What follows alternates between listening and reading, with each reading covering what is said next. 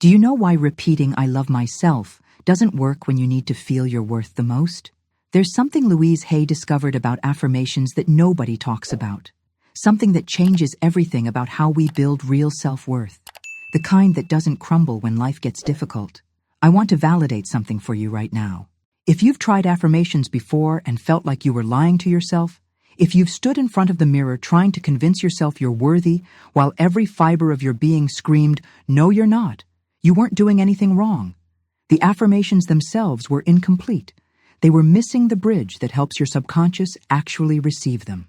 Let me tell you about a woman named Bethany who contacted me last winter. It was 3:17 in the morning on a Tuesday when she sent that message. And I remember because she said she'd been awake for hours, crying in her bathroom, trying to say, "I am worthy of love," to her reflection. She was 43 years old and had been repeating positive affirmations for 18 months, attending workshops, reading every self-help book she could find.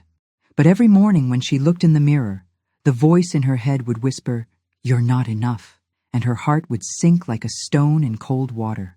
Bethany described the smell of her lavender hand soap mixing with her tears, how the fluorescent light made her skin look pale and tired, how her hands trembled as she gripped the bathroom sink. She told me she almost gave up that night, convinced she was broken beyond repair, that self-love wasn't meant for people like her. That's when I shared with her the 7 affirmations Louise used privately, the ones that create what I call progressive acceptance.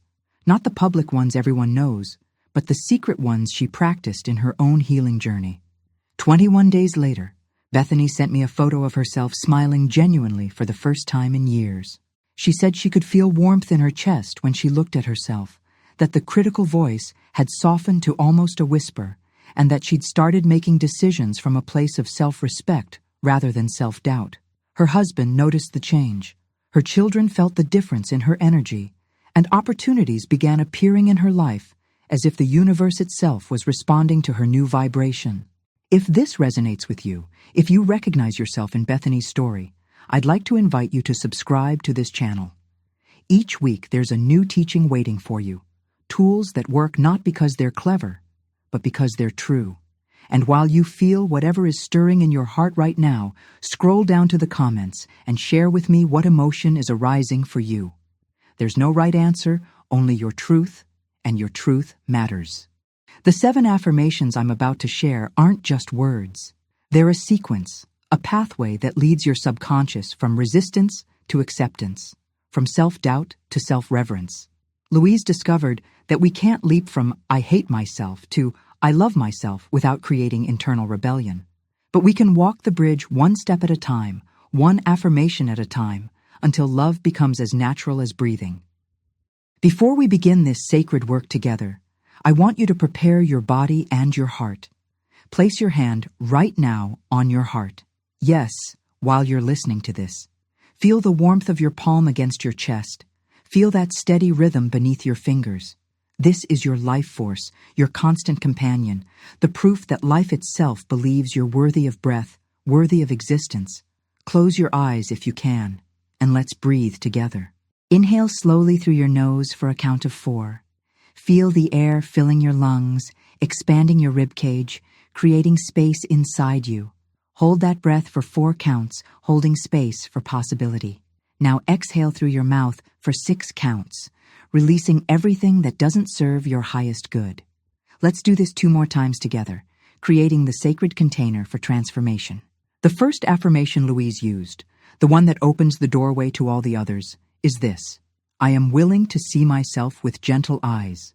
Notice I didn't say I love myself unconditionally or I am perfect as I am. Those statements, while beautiful, often create resistance in a psyche that has been trained to criticize. But I am willing to see myself with gentle eyes asks only for possibility, only for willingness, and willingness is something every heart can offer. Let's practice this together in 3 stages. First, whisper these words so softly only your soul can hear them. I am willing to see myself with gentle eyes. Feel how your body responds to the gentleness of your own voice. Now say it in your normal speaking voice, as if you're making a quiet promise to yourself. I am willing to see myself with gentle eyes. Finally, Speak it with the authority of someone who has chosen love over criticism. I am willing to see myself with gentle eyes. You might be feeling resistance right now. Your mind might be saying, this is silly, or it won't work for me, or I don't deserve gentle eyes. That's not your truth speaking. That's old programming. Thank that voice for trying to protect you from disappointment. Then gently return to the affirmation. Every time you choose gentleness over criticism, you're rewiring neural pathways that have been carved deep by years of harsh self-judgment. Pause for a moment. Are you feeling something? A softening? A slight shift in your chest? A momentary quiet where the critic usually speaks?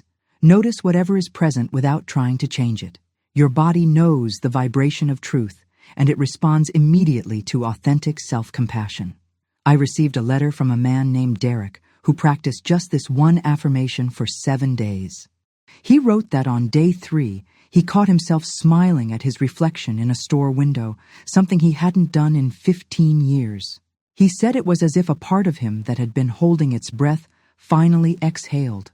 That's the power of willingness, of creating the smallest crack in the wall where light can enter.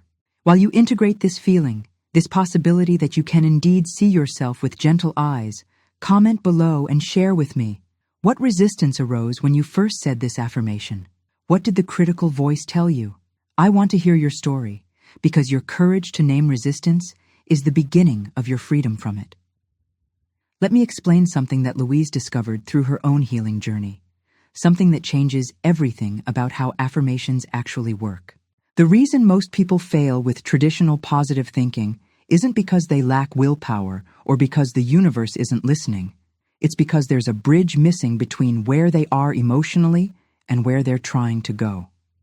Louise learned this during her own battle with cancer, when well-meaning friends would tell her to just think positive while her body was fighting for its life. She realized that telling someone who feels worthless to affirm, I am amazing, is like asking someone to jump across a canyon when what they need is a bridge. The subconscious mind, which controls 90% of our behavior and beliefs, rejects statements that are too far from our current emotional reality. This is why traditional affirmations often fail. When you stand in front of the mirror feeling terrible about yourself and force yourself to say, I love myself, your subconscious immediately responds with, no, you don't, you're lying. The gap between the affirmation and your current belief system is too wide. But when you say, I am willing to learn to love myself, or I am open to seeing my worth, the subconscious can accept that possibility because it's not demanding immediate transformation, only willingness to move in that direction. Modern neuroscience confirms what Louise intuited 50 years ago. The brain changes gradually through repetition and emotional engagement, not through force or denial. When we practice affirmations that feel authentic to our current state while gently moving us toward growth, we create new neural pathways that support genuine self-worth rather than superficial positive thinking. The first resistance many people encounter is the belief that self-love equals selfishness. I want to address this directly because it keeps millions of people trapped in cycles of self-criticism. Loving yourself doesn't make you narcissistic or self-absorbed. In fact, people who truly value themselves have more love to give to others because they're not constantly seeking external validation to fill an internal void. The second common resistance is the fear that if you stop criticizing yourself, you'll become lazy or complacent. This belief assumes that self-hatred is motivating, but research shows exactly the opposite. Self-criticism activates the brain's threat detection system, flooding your body with stress hormones that actually impair performance, creativity, and decision-making. Self-compassion, on the other hand, creates the psychological safety necessary for growth, learning, and authentic achievement. Colette, a teacher from Oregon, shared with me that she spent 37 years believing she needed to be hard on herself to stay motivated. She would berate herself for every mistake, compare herself to other teachers, and work herself into exhaustion trying to prove her worth. When she began practicing gentle affirmations instead of self-criticism, she noticed that her students responded to her with more warmth. Her lesson plans improved because her mind was clearer, and she had energy left over for her own family at the end of the day. If you're really feeling this shift in your perspective, If these words are opening something in your understanding that was previously closed, I would love for you to subscribe to this channel. Because what I'm showing you is just the beginning, and the deeper teachings require this foundation of willingness and self-compassion. Place your hand on your heart right now as I explain the third resistance that blocks authentic self-worth. Many people fear that if they start to value themselves, others will leave them, that their humility is what makes them lovable. But true humility has nothing to do with self-deprecation. Real humility is recognizing your divine nature, while also honoring that same divinity in every other person you encounter. The second affirmation in Louise's sequence builds on the foundation of willingness we've already established. I am learning to treat myself as I would treat a dear friend. Notice how this affirmation acknowledges that you're in a process of learning, not demanding that you already be perfect in your self-treatment. It also gives you a clear standard to aim for by referencing how you naturally treat people you care about. Think about how you speak to a friend who's going through a difficult time. You don't criticize them for their struggles or tell them they should have known better. You listen with compassion, offer encouragement, and remind them of their strengths when they've forgotten them. This affirmation invites you to extend that same kindness to yourself, recognizing that you too are deserving of gentle words and patient support. Practice this affirmation by first becoming aware of your internal dialogue throughout the day. When you notice harsh self-criticism arising, pause and ask yourself, would I speak to my best friend this way? Then consciously choose words you would use with someone you love. If you made a mistake, instead of saying, I'm so stupid, try, I'm learning, and mistakes are part of growth. This small shift begins rewiring your relationship with yourself from enemy to ally. The third affirmation moves us deeper into self-acceptance. My worth is not determined by my achievements or others' opinions. This statement directly challenges two of the most common sources of conditional self-worth in our culture. So many people tie their value to their productivity, their success, their ability to please others. But these external measures are unstable foundations for self-esteem. Your worth was established the moment you were born, not earned through performance or granted by external approval.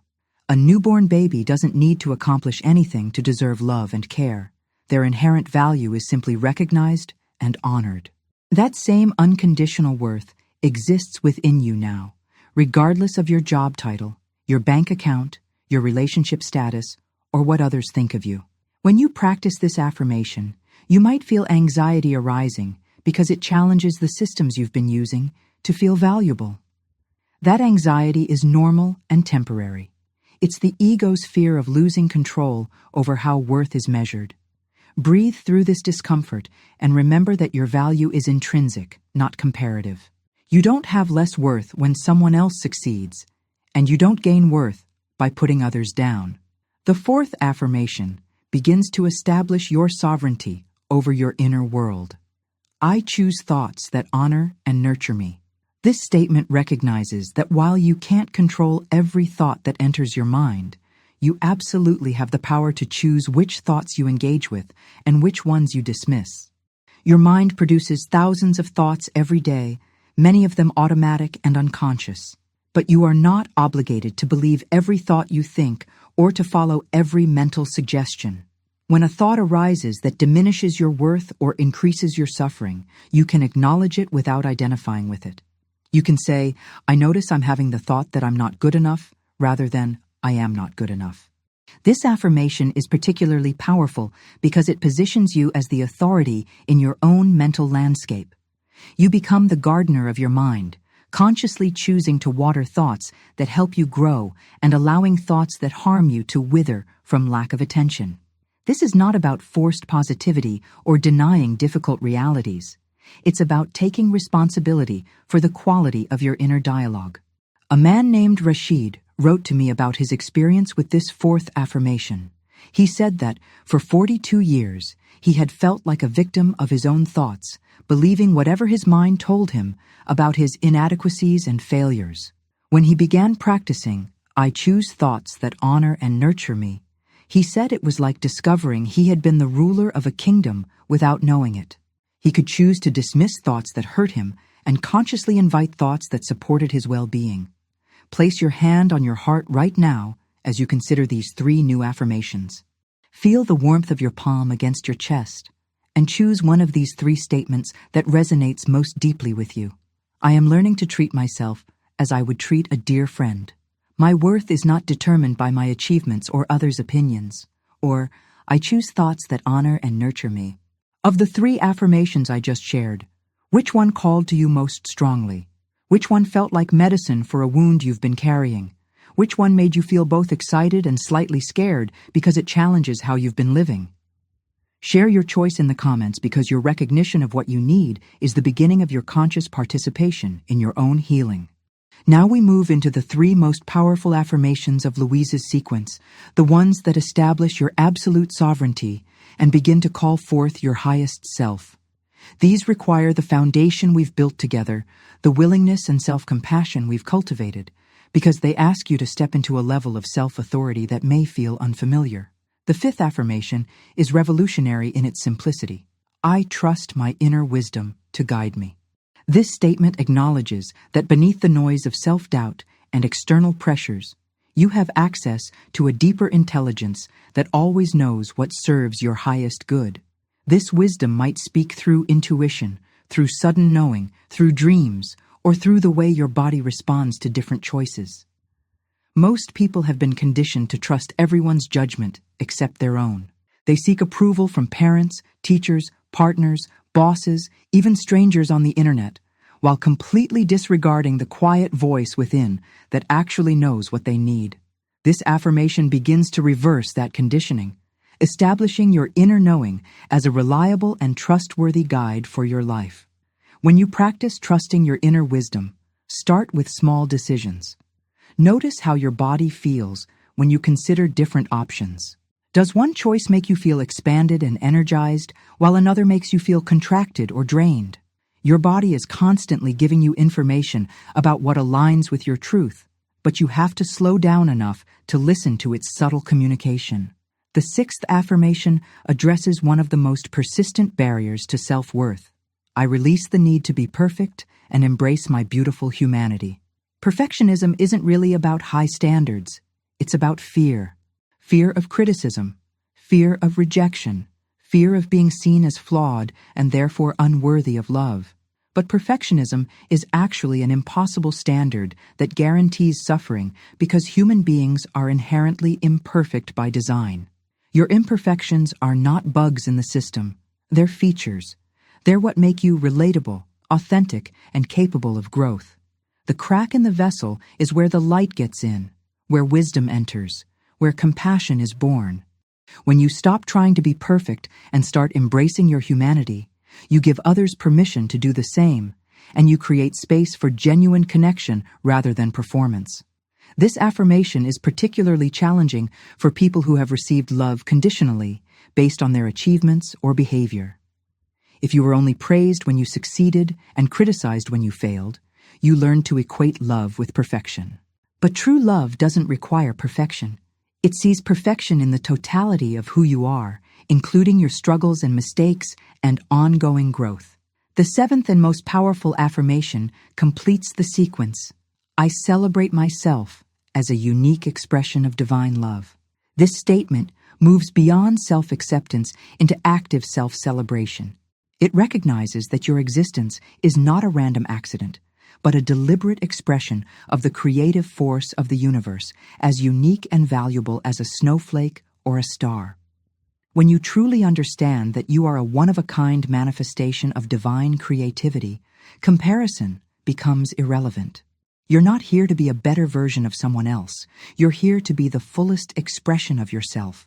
Your quirks, your perspectives, your way of moving through the world, all of these are gifts that only you can offer to the collective human experience. This final affirmation asks you to move from tolerance of yourself to actual appreciation and celebration. It invites you to see yourself as the universe sees you, as a beloved and irreplaceable part of the cosmic whole. When you operate from this understanding, your entire life becomes an act of service, because you're offering your authentic self as a gift to the world. You have tremendous power here, more than you may have ever realized. The power to choose which thoughts you entertain, which beliefs you accept, which story you tell about who you are and what you're capable of. This power has always been yours, but perhaps no one ever told you it belonged to you. I'm telling you now, your inner world is your domain, and you have every right to make it a place of love rather than a battlefield of criticism. These 7 affirmations work because they meet you where you are and gently guide you toward where you want to be. They don't demand that you fake feelings you don't have or pretend to believe things that feel untrue. They simply ask for your willingness to see yourself more clearly, to treat yourself more kindly, and to recognize the inherent worth that was never actually in question. The truth about transformation is that it happens gradually, then suddenly. Your conscious mind wants to see immediate results, but your subconscious mind changes like a river carving a canyon, slowly, persistently, creating permanent change that reshapes the entire landscape of your inner world. Understanding this process helps you recognize progress when it's happening and gives you the patience to allow deep healing to unfold naturally. Let me share with you the 5 distinct milestones you can expect as you practice these 7 affirmations consistently.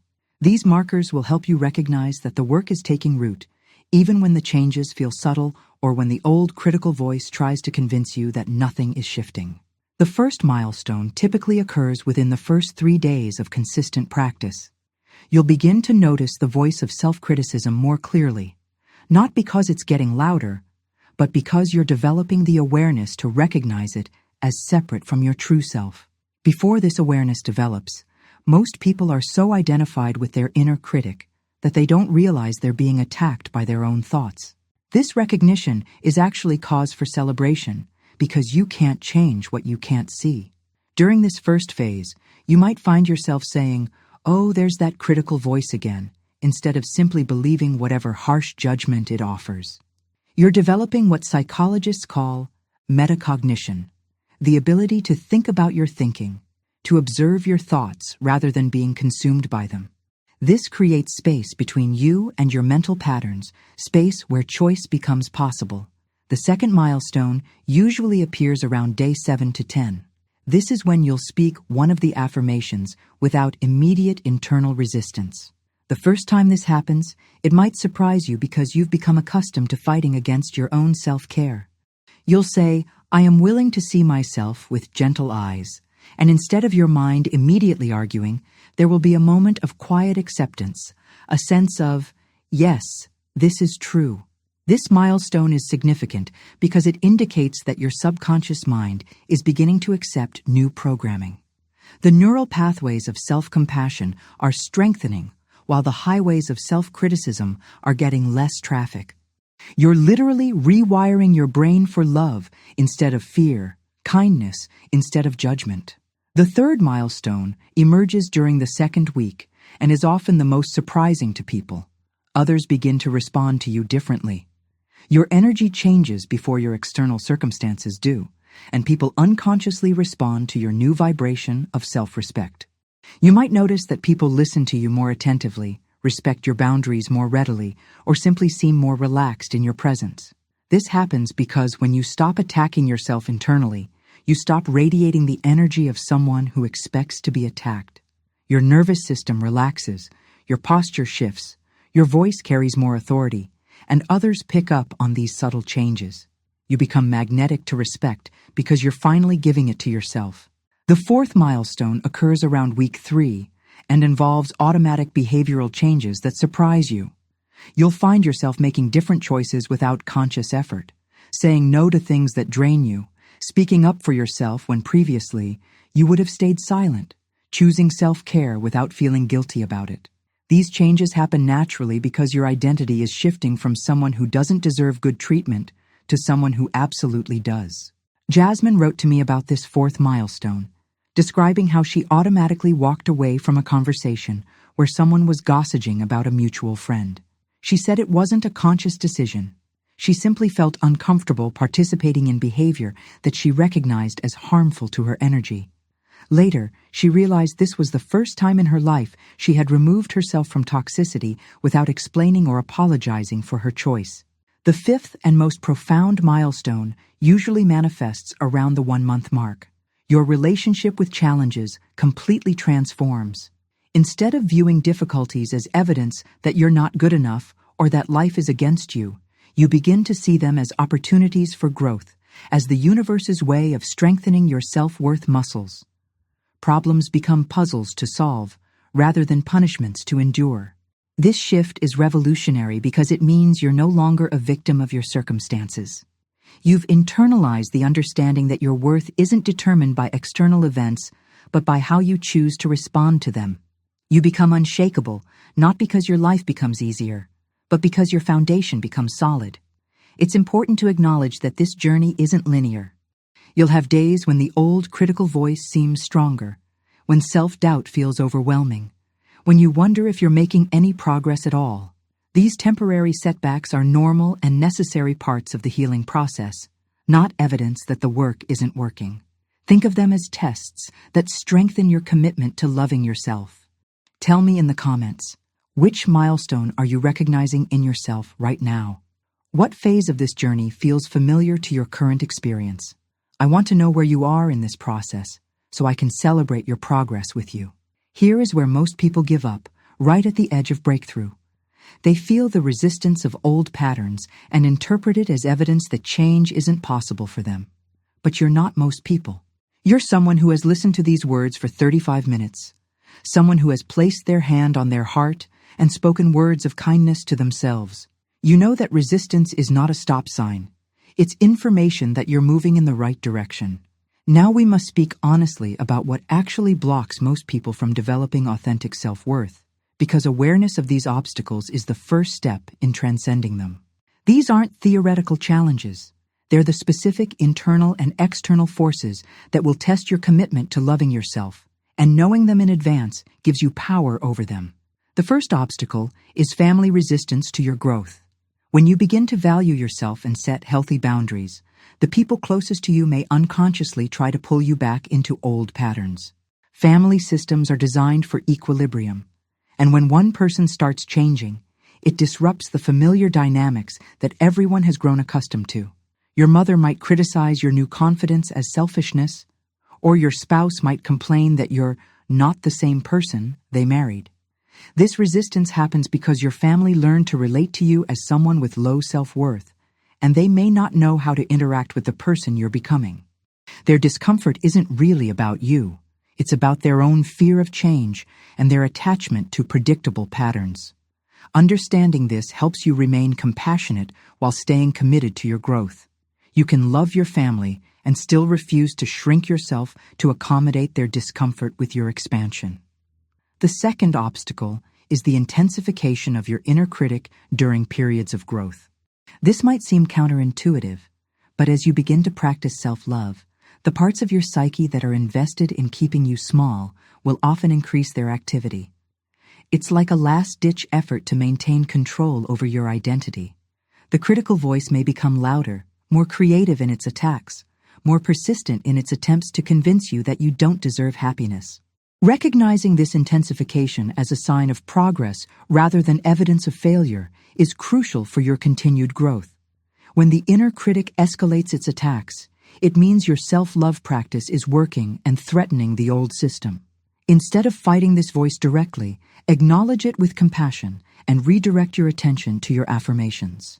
Thank your inner critic for trying to protect you from the disappointment it believes change will bring, then gently return to treating yourself with kindness.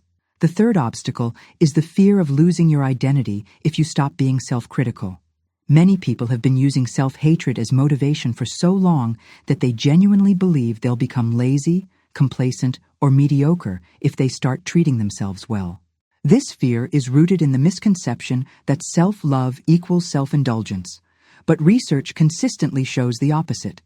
People who practice self-compassion are more motivated, more resilient, and more successful than those driven by self-criticism. Self-love doesn't make you soft. It makes you strong.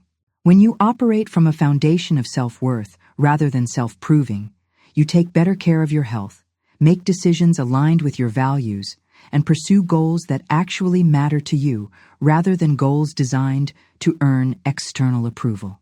You become more authentic, not less ambitious. The fourth obstacle is guilt about prioritizing your own well-being, especially if you've been conditioned to believe that good people always put others first.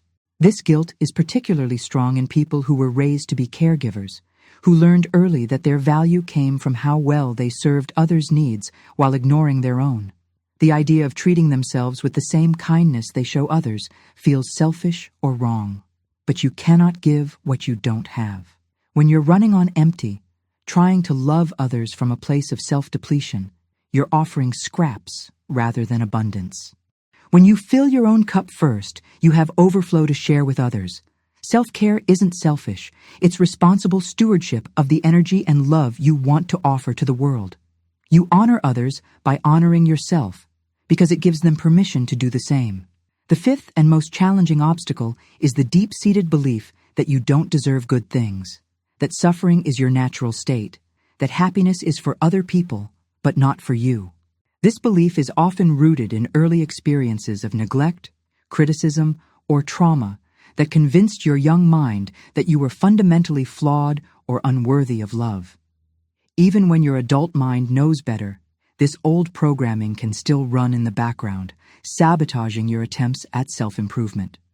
Kenji shared with me that even after months of practicing self-love affirmations, he would unconsciously sabotage good things when they came into his life.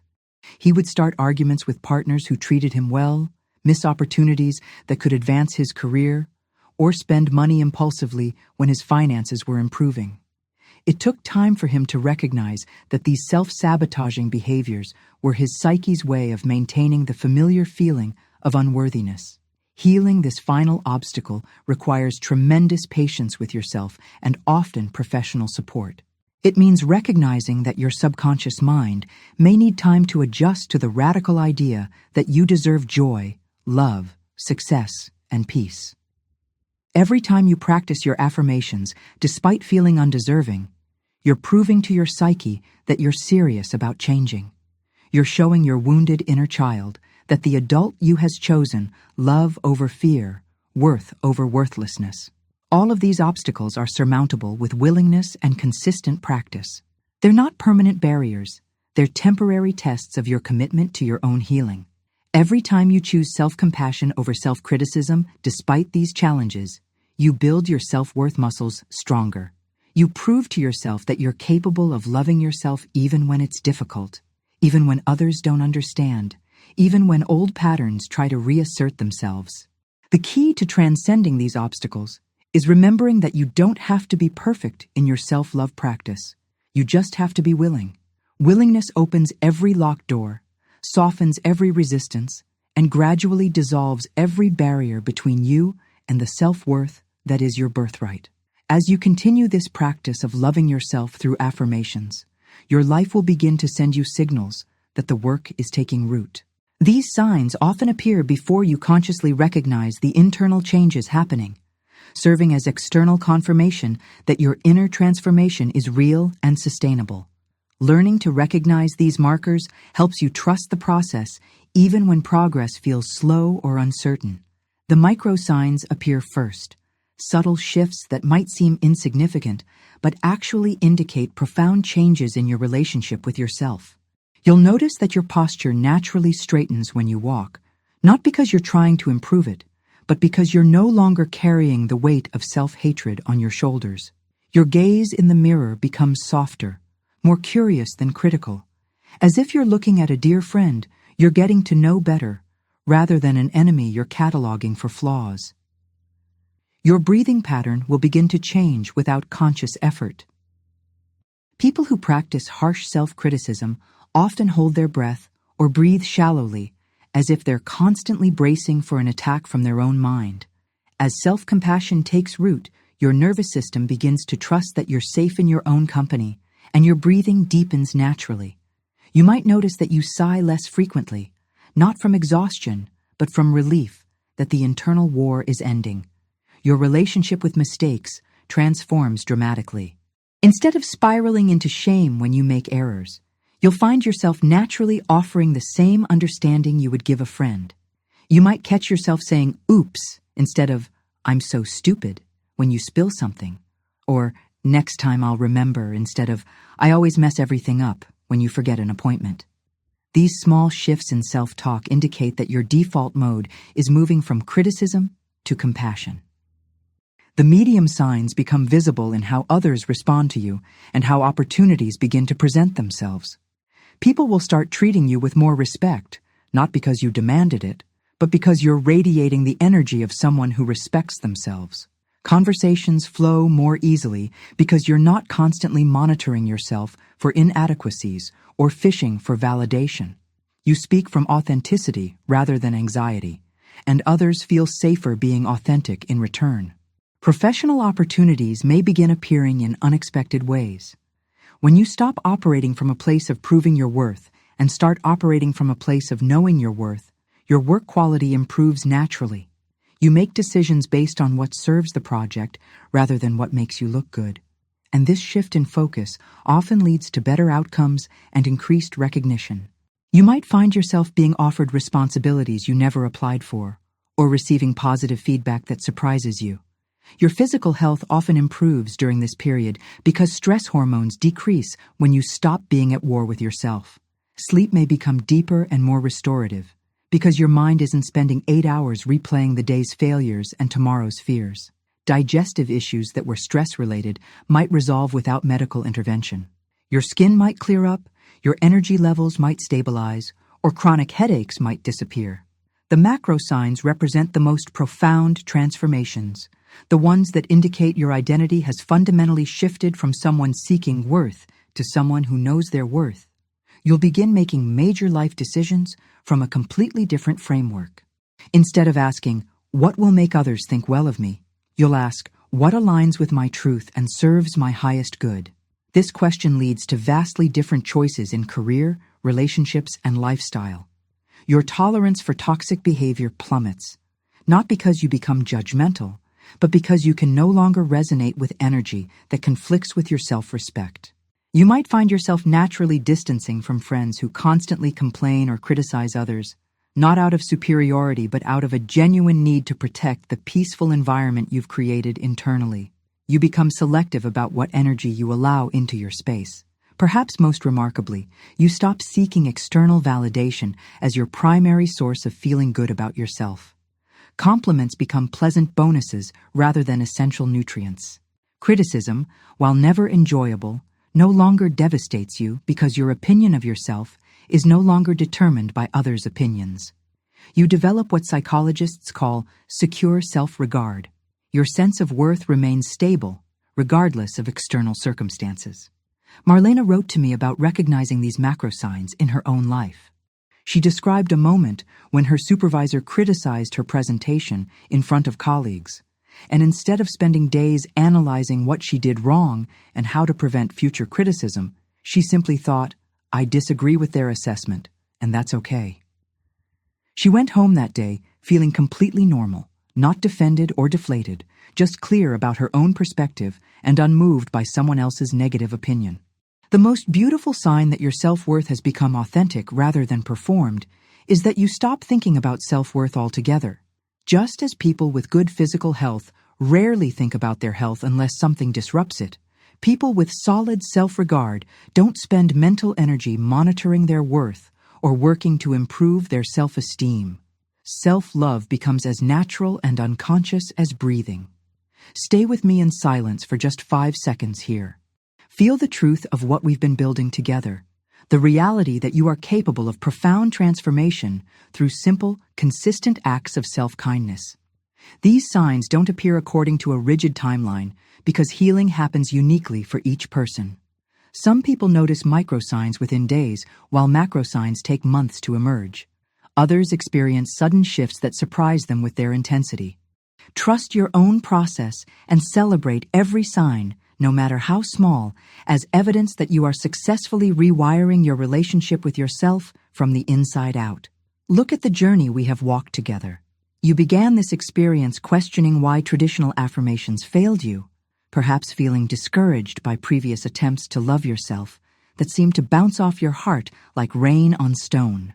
We explored the 7 affirmations Louise used privately, the ones that create progressive acceptance rather than demanding impossible leaps from self-hatred to self-love.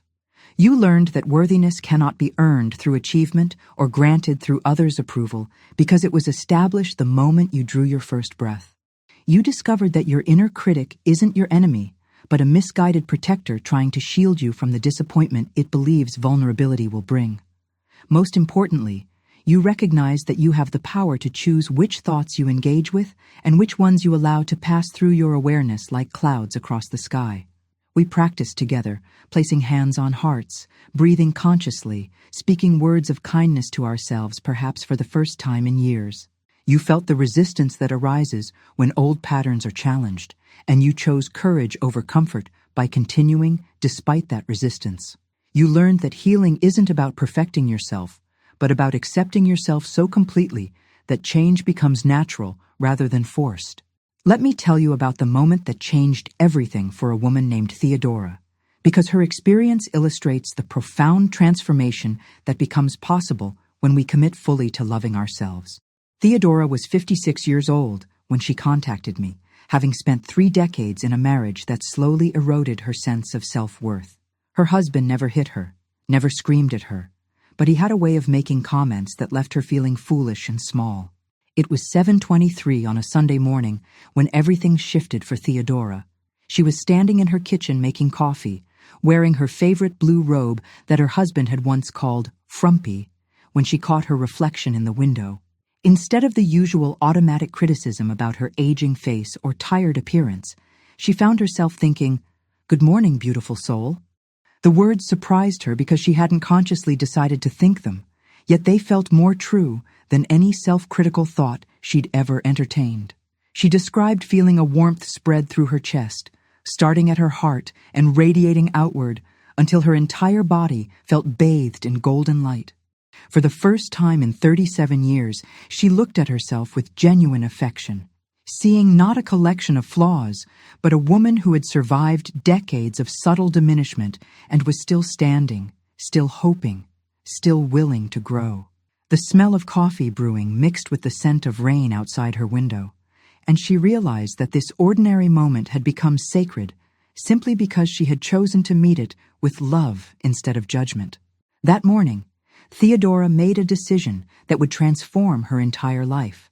She looked in the mirror and said aloud the 7 affirmations we practiced together, speaking them not as desperate wishes, but as declarations of truth. I am willing to see myself with gentle eyes. I am learning to treat myself as I would treat a dear friend. My worth is not determined by my achievements or others' opinions. I choose thoughts that honor and nurture me. I trust my inner wisdom to guide me. I release the need to be perfect and embrace my beautiful humanity. I celebrate myself as a unique expression of divine love. As she spoke these words, Theodora felt her body physically change. Her shoulders straightened, not from effort, but from the lifting of an invisible burden she'd carried for decades. Her breathing deepened, as if she'd been holding her breath her entire adult life and was finally safe enough to exhale. Tears ran down her cheeks, but they weren't tears of sadness. They were tears of recognition, the joy of finally coming home to herself. 6 months later, Theodora had ended her marriage, not out of anger but out of self-respect. She had started the art classes she'd dreamed of taking for 20 years, moved to a small apartment that felt more like home than her large house ever had, and begun dating someone who delighted in her intelligence rather than diminishing it. But the most profound change wasn't in her external circumstances. It was in how she met each day with curiosity rather than dread, with self-compassion rather than self-attack. The transformation you're undergoing follows the same pattern as Theodora's, though your path will be uniquely yours. Every time you choose to speak kindly to yourself instead of critically, you're choosing love over fear. Every time you practice these affirmations, despite feeling resistance, you're proving to your subconscious mind that you're serious about change. Every time you treat yourself with the gentleness you would show a dear friend, you're healing wounds that may have been open for decades. You have arrived at this moment not by accident, but by grace. You have listened to these words for 51 minutes, placed your hand on your heart, spoken affirmations of self-worth, and allowed something within you to soften toward yourself. This isn't coincidence, it's alignment. The universe guided you to this teaching because you were ready to receive it, ready to step into the truth of your inherent worth. Here is where we prepare for the final step, the moment when these 7 affirmations become not just words you speak, but the foundation upon which you build your new relationship with yourself. Everything we have shared together has been leading to this. Your conscious choice to love yourself as thoroughly and unconditionally as life itself loves you. Place your hand over your heart one final time and feel the steady rhythm that has accompanied you through every moment of your existence. This heartbeat is the universe's way of saying yes to your life, over and over again, without pause, without judgment, without condition. You have never had to earn this rhythm. It was given freely the moment you were conceived, and will continue until your last breath. This is what unconditional love sounds like. We are going to speak the 7 affirmations together now as a decree, a formal declaration of your new relationship with yourself. This is not a hopeful wish or a desperate plea. This is the establishment of truth, the recognition of what has always been real but was temporarily forgotten. You are not becoming worthy through these words. You are remembering the worthiness that was never actually in question. First, we speak these affirmations as a whisper, as a secret shared between you and your soul. Let your voice be so soft that only your heart can hear it, so gentle that it penetrates the deepest places where old wounds have been hiding. Whisper with me now. I am willing to see myself with gentle eyes. I am learning to treat myself as I would treat a dear friend. My worth is not determined by my achievements or others' opinions. I choose thoughts that honor and nurture me. I trust my inner wisdom to guide me. I release the need to be perfect and embrace my beautiful humanity. I celebrate myself as a unique expression of divine love. Feel how your body receives these whispered words like rain on thirsty earth. Notice the softening in your chest, the release in your shoulders, the deepening of your breath. Your nervous system recognizes the vibration of truth and responds with relief. This is what it feels like to be kind to yourself, to speak to the tender places within you that have been waiting so long to be acknowledged with love instead of judgment. Now we speak these affirmations with your normal voice, as a clear statement of intention, as a promise you make to yourself that you intend to keep. Let your voice carry the authority of someone who has chosen healing over suffering, love over fear. Speak with me now. I am willing to see myself with gentle eyes. I am learning to treat myself as I would treat a dear friend. My worth is not determined by my achievements or others' opinions. I choose thoughts that honor and nurture me. I trust my inner wisdom to guide me. I release the need to be perfect and embrace my beautiful humanity. I celebrate myself as a unique expression of divine love. These words are becoming part of your identity now, woven into the fabric of how you see yourself and move through the world. You are establishing new neural pathways, creating fresh patterns of thought that will serve you for the rest of your life. Each repetition makes these truths stronger, more automatic, more natural than the old habits of self-criticism that once felt so familiar. Finally, we speak these affirmations with the full power of your voice, as a decree that echoes through every cell of your being, as a declaration that can be heard by the universe itself. Let your voice carry the authority of someone who knows without question that they deserve love, respect, kindness, and joy. Declare with me now, I am willing to see myself with gentle eyes. I am learning to treat myself as I would treat a dear friend. My worth is not determined by my achievements or others' opinions. I choose thoughts that honor and nurture me. I trust my inner wisdom to guide me. I release the need to be perfect and embrace my beautiful humanity. I celebrate myself as a unique expression of divine love. Now let us establish your new identity with the same 3-part declaration. Whisper first, as an intimate recognition. I am worthy of love. I am deserving of kindness. I am enough exactly as I am. Feel these words settling into the deepest part of your being like seeds planted in fertile soil. Speak now with clear intention. I am worthy of love. I am deserving of kindness. I am enough exactly as I am. These words are no longer foreign to you. They are becoming your native language, the way you naturally think about yourself when old habits aren't interfering.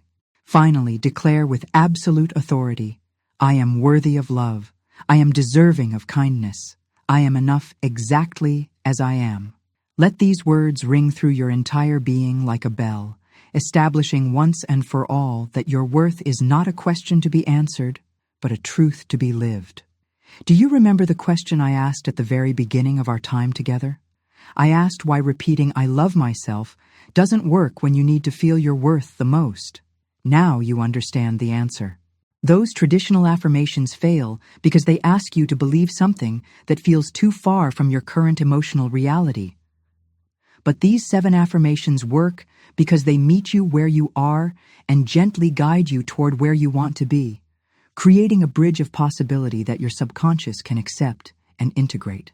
The transformation isn't in the words themselves, but in your willingness to speak them with sincerity, to choose self-compassion over self-criticism, to treat yourself as worthy of the same kindness you would offer to any beloved friend.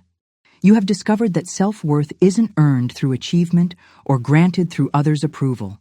It's remembered through practice, through daily choices, through the radical act of loving yourself exactly as you are while remaining open to who you're becoming. If you have walked this entire journey with me, if you have done this sacred work of learning to love yourself, I invite you to subscribe to this channel because you are already part of this community of healing. You understand that transformation happens not through force, but through gentleness, not through criticism, but through compassion. Return to this practice in 21 days and share your victory in the comments.